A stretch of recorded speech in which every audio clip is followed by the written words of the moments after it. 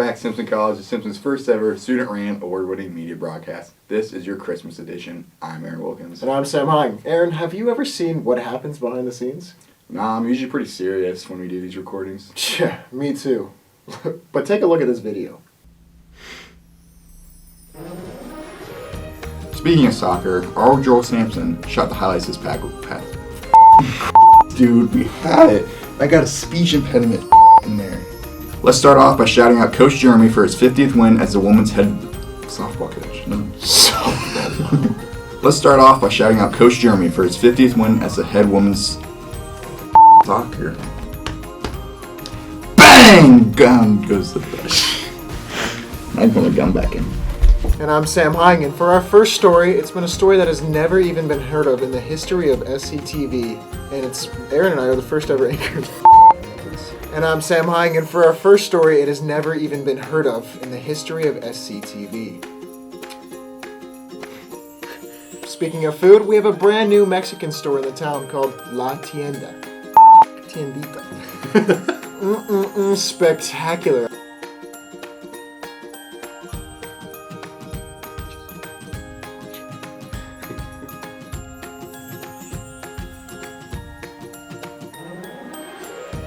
You're first. Now you are. What did I say? I want to be like you someday. Dang. Congratulations. Congrats, Storm. Keep it up. Now let's take a look into our 7-week... Remember, life's too short for boring news, so keep smiling, stay weird, and we'll catch you next week. For SCTV... And that's the scoop, folks. And that's the scoop, folks. Remember, life's too boring for oh, wow. And that's the scoop, folks. Remember, life's too short for boring news, so keep laughing, stay weird, and for SCTV... And that's the scoop, folks. I forgot what I was going to say. Jesus. We could be heroes! Ready?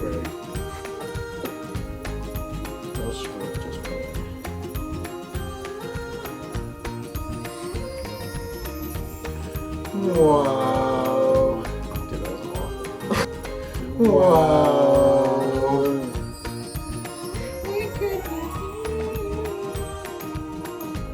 Our first story this week is about golf.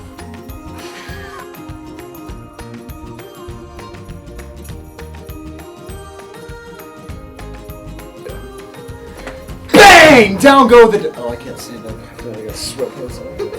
Put my gun back in.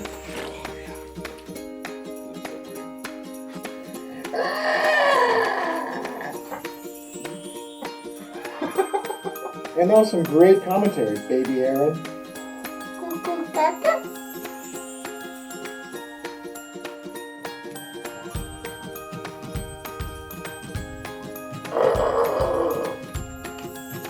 Yeah, we should definitely go sometime and do a duet.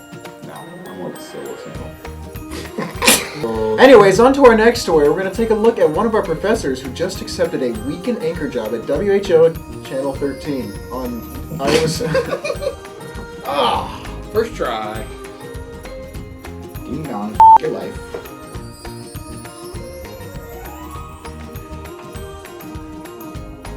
I guess my amnesia is kicking. Yeah, it definitely is. Well, let's take a look at it. Dude, that looks like us on Saturday. No. Still kicking. I guess my amnesia is kicking. Yeah, buddy. Lightweight.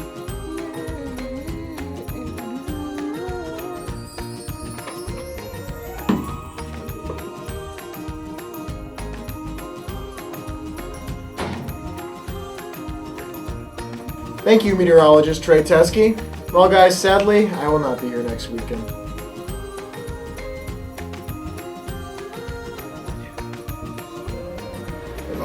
Say my part. Men's track and field. Basketball for what we're. So we had a few. So we both lost. We were some pretty friggin' funny guys. Yeah, no kidding. Moving on to our next story, our writing center put on an event where they gave students donuts for studying. Let's check it out.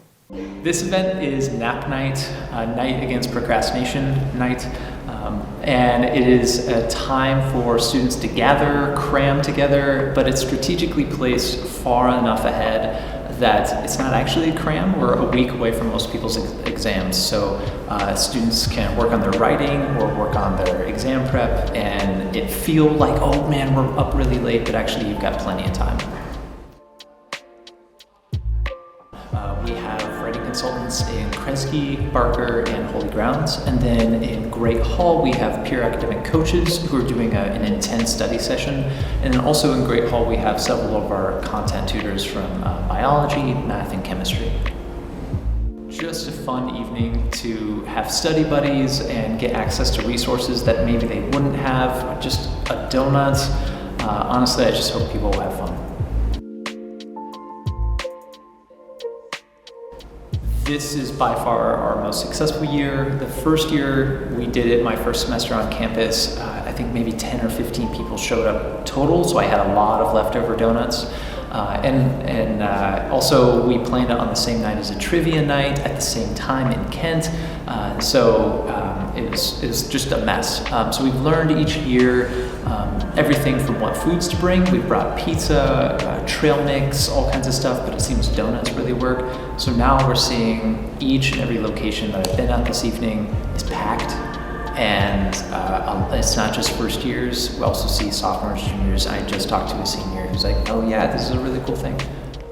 CARS has 5 different areas. We have student accessibility services for testing accommodations and different accommodations in your classes.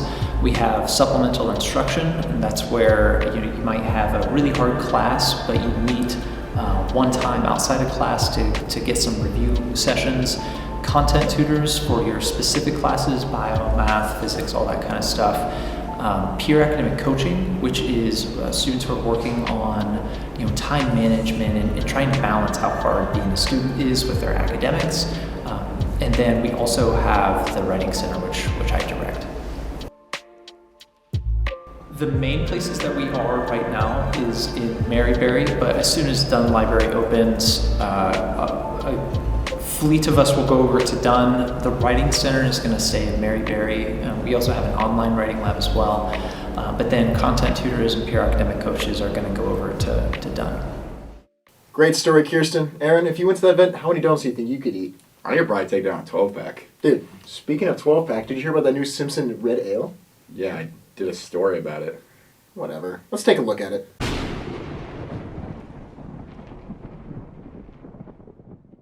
The West Hill Brewing Company, located right here in Indianola, had a little surprise for the community of Simpson. My wife and I are both alum of Simpson 05, and we've lived in this community almost our whole life. So when we first opened and started having beers, we came up with the Storm and Red Ale. We kind of named it that at the very beginning, and it was kind of always like a long shot dream, like, maybe we could work with Simpson somehow down the road. I think the first time I mentioned it to even anybody that worked at Simpson, I think was just under 2 years ago. But it's very approachable, very drinkable, amber in color, red. So it's it's a super classic beer. This wouldn't have been made possible without the help of some students that go to Simpson. Cool aspect of this is like student design labels, and then next year hopefully we're going to have communications majors do like the social media, the TikTok videos, the maybe a radio thing. We want to be able to give back to the students so they can benefit for years to come or next year or whatever. So it will go back to people that qualify and people that are in the graphic design. And then next year if we involve the comms majors, then it'll encompass that too. The Storm Ale became available on December 7th. Let's see how some of the students liked it. Initial thoughts on the Simpson Storm drink. It's pretty good. I mean, I would compare it to like a Bud Light or a Coors Light. It's not anything special, but it's fine. Yeah, so my initial thoughts is it's a mid beer. It's nothing crazy. It's a little darker than like a Coors Light, but it's not that good.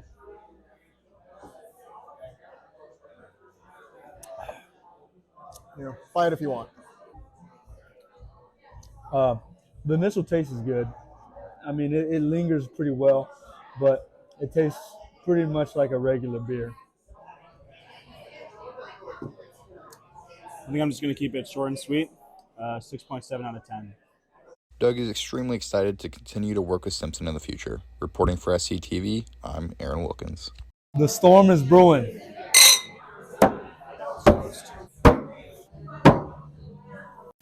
Well, Sam, I'm getting some mixed feelings about your review. Did you like it or did you not? You kind of chugged that.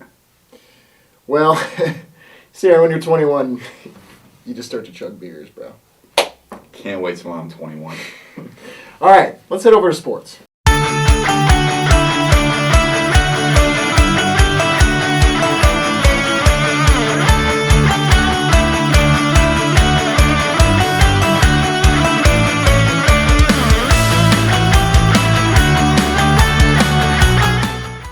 Aaron, what's the thing you just love about Christmas?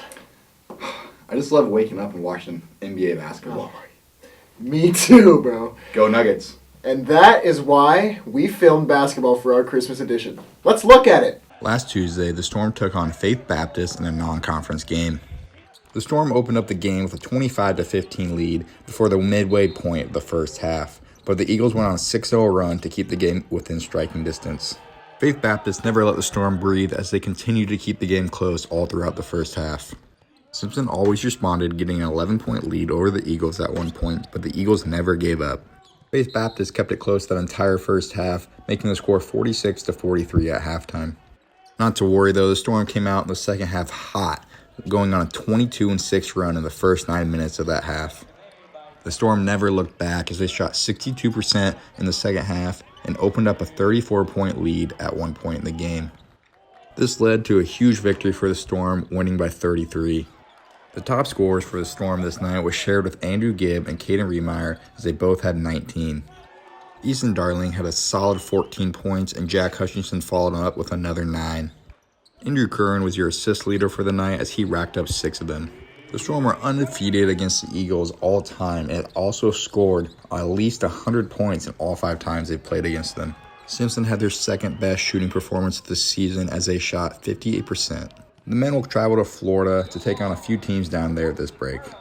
The final score for this game was 103-70. Reporting for SCTV, I'm Aaron Wilkins. Great win from the men's basketball team. You know who else wins a lot? No, I don't know. Santa. And Santa during this time of year is super busy. So let's take a look at our teams on the road last week.